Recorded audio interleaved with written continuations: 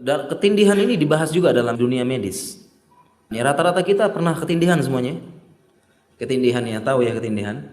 Ya, ketika kita tidur, kemudian seolah-olah kita keikat ya. Terikat tapi mau bangun juga tidak bisa. Biasanya mimpinya seram ya.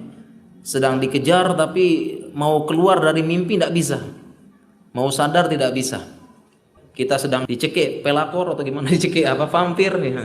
Dicekik sama ini, atau ada jalan keluar, sebenarnya kita bisa keluar. Atau sebenarnya di depan kita ada bapak ibu kita, ada teman kita, sebenarnya kita tinggal pegang, tapi kok mau megang tidak bisa. Dan ini dalam ilmu medis disebut dengan istilahnya sleep paralysis. Bagaimana bisa terjadi sleep paralysis? Dalam dunia medis terjadi ketika tubuh sebenarnya sudah siap-siap memasuki fase non REM. Jadi kalau bangun ya, dia akan masuk fase non REM tadi. Jadi kan ada non REM tadi ya, atau nomun mustaghraq sama yang bukan. Nah, ketika orang ketindihan sebenarnya dia sudah siap-siap masuk ke sini. Sudah siap-siap masuk non REM tapi tubuhnya belum siap. Sehingga ketika dia sudah sadar begitu, tapi mau menggerakkan tidak bisa, tubuhnya belum siap. Nah, inilah secara medis penjelasannya. Kenapa bisa sleep paralysis?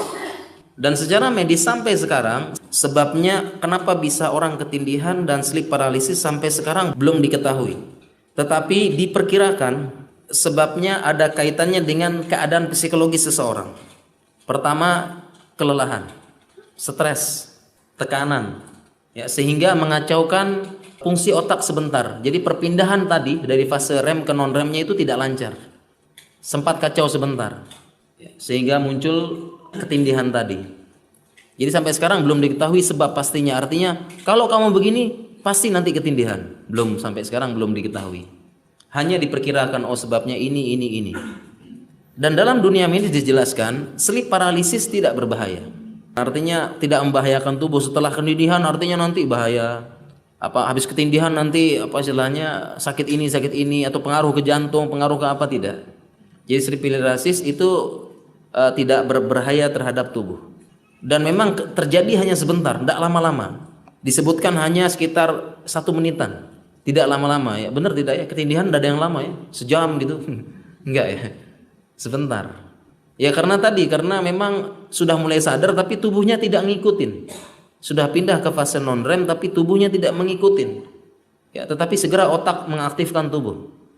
Jadi tidak apa-apa secara ilmu medis, dan hanya saja mungkin pengaruhnya setelah itu. Pengaruhnya adalah setelah ketindihan tersebut, ya dia harus segera memulihkan psikologis, melupakan, anggap ini normal.